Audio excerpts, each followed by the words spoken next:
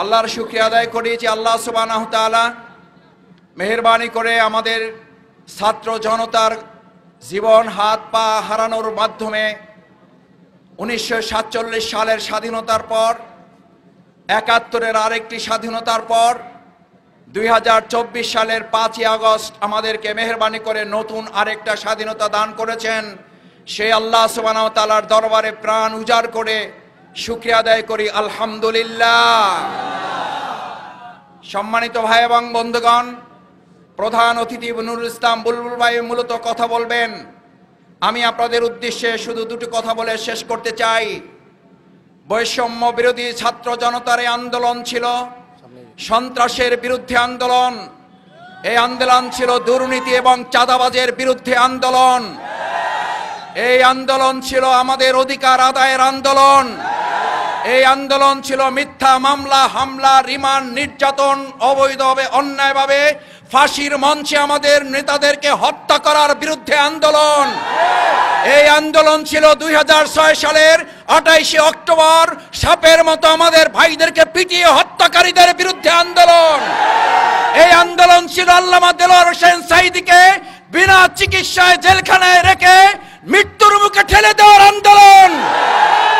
এই আন্দোলনের প্রত্যেকটি দাবি আদায় না হওয়া পর্যন্ত, শেখ হাসিনা সহ তাদের দোসরের বিচার কার্যকর না হওয়া পর্যন্ত আমাদের এই আন্দোলন চলছে, চলমান থাকবে এবং দাবি আদায় করা হবে।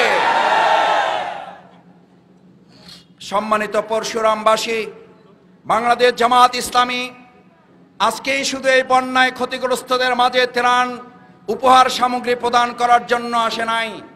এটি বাংলাদেশ জামাত ইসলামীর ধারাবাহিক কার্যক্রমের অংশ। এই কার্যক্রমে পরিচালনা করতেন শহীদ মাওলানা মতিউর রহমান নিজামী, এই কার্যক্রমে পরিচালনা করতেন শহীদ আলী হাসান মোহাম্মদ মুজাহিদ, এই কার্যক্রমে পরিচালনা করতেন শহীদ আল্লামা দেলোয়ার হোসেন সাঈদী রাহিমাহুল্লাহ। আমাদের এই ভালো কাজগুলোকে আপনারা মেনে নিতে না পেরে আদর্শিকভাবে পরাজিত হয়ে তাদেরকে হত্যা করেছেন। আপনাদেরকে জনগণ এবং আইনের হাতে তুলে দিয়ে বিচার কার্যকর করা হবে।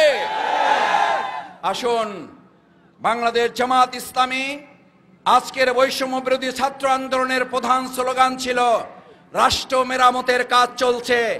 আমরা অন্তর্বর্তীকালীন এই সরকারের সমস্ত ন্যায়সঙ্গত কার্যক্রম এবং তাদের যৌক্তিক মেরামতের কাজকে সমর্থন করে বাংলাদেশকে আগামী দিনে একটা অর্থবহ অংশগ্রহণমূলক নির্বাচনের দিকে নিয়ে যাওয়ার পাশাপাশি সমস্ত প্রতিষ্ঠানগুলো যেই শেখ হাসিনা খুনি সরকার শেষ করে দিয়েছিল, বিশেষ করে বাংলাদেশকে একটা তলাবিহীন ঝুড়িতে পরিণত করেছে। তারা বাংলাদেশকে বাদ দিয়ে কানাডায় বেগমপাড়া তৈরি করেছে।